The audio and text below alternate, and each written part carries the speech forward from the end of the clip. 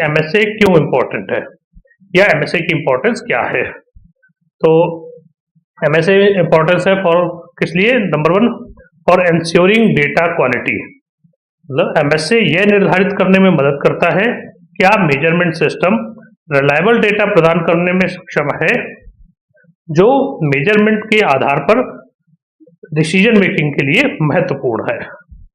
तो एमएसए जो है वो हमें ये डिटरमाइन करने में हेल्प करता है कि जो मेजरमेंट सिस्टम है वो रिलायबल डेटा दे रहा है या नहीं दे रहा है, या रिलायबल डेटा प्रोवाइड कर सकता है या नहीं कर सकता है। तो नंबर दो जो इसकी इंपॉर्टेंस है वो है number two for identifying variation sources. MSA जो है वो यह पता लगाने में मदद करता है कि मेजरमेंट प्रोसेस में वेरिएशन कहाँ से आ रही है। यानी कि एमएसए यह पता लगाने में मदद करता है कि जो वेरिएशन है वह मेजरमेंट डिवाइस की वजह से आ रही है या ऑपरेटर की वजह से आ रही है या फिर मेजरमेंट प्रोसेस से ही वेरिएशन आ रही है। तो इस तरह इसकी जो एमएसए स्टडी है उसके थ्रू हम वेरिएशन कहाँ से आ रहा है ये पता कर सकते हैं।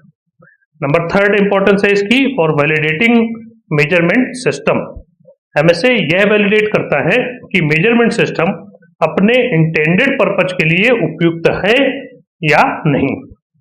तो इस तरह एमएसए के थ्रू हम ये भी पता कर सकते हैं कि जो हमारा मेजरमेंट सिस्टम है वो उसका जो पर्पज है उसके लिए सही है या नहीं है।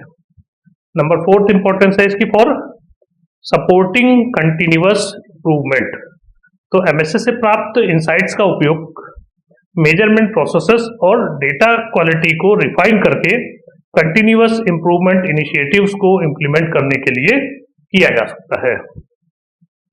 तो इस तरह हमने ये समझा कि जो एमएसए है वो जो है मेजरमेंट सिस्टम के भीतर वेरिएशन के सोर्सेस को समझकर ऑर्गेनाइजेशन मेजरमेंट एरर की पहचान कर सकते हैं और उन्हें कम कर सकते हैं, जिससे प्रोडक्ट की क्वालिटी में सुधार होगा और वेस्ट में कमी आएगी।